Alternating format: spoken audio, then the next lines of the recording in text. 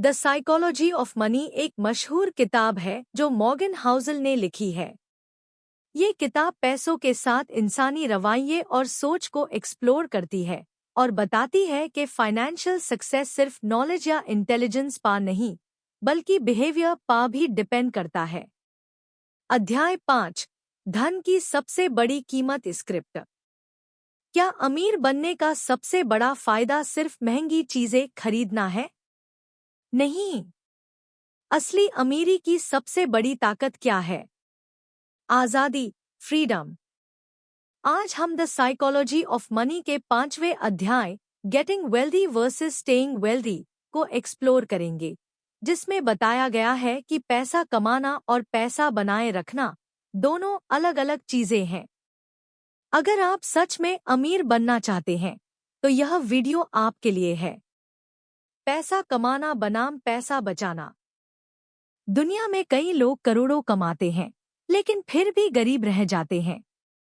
Michael Jackson दुनिया के सबसे अमीर सिंगर्स में से एक, लेकिन कर्ज में डूबे रहे। कई लॉटरी जीतने वाले लोग कुछ सालों में फिर से गरीब हो जाते हैं।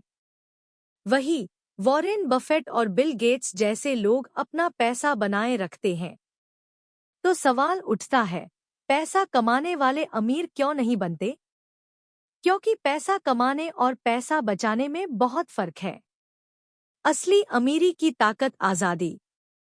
लेखक मॉर्गन हाउसल बताते हैं कि धन की सबसे बड़ी कीमत महंगी चीजें खरीदने में नहीं, बल्कि आजादी पाने में है। आजादी का मतलब है कि आप अपने तरीके से जी सकते हैं। आप अपनी शर्तों पर काम कर सकते हैं। आपको किसी के दबाव में नहीं रहना पड़ता। अगर आपके पास करोड़ों हैं, लेकिन आप फिर भी 12 घंटे की नौकरी करने को मजबूर हैं, तो क्या आप सच में अमीर हैं? असली अमीरी का मतलब है अपने समय और फैसलों पर पूरा कंट्रोल।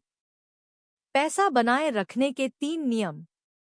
अगर आप सिर्फ पैसा कमाने पर ध्यान देंगे, तो आप एक दिन सब कुछ खो सकते हैं।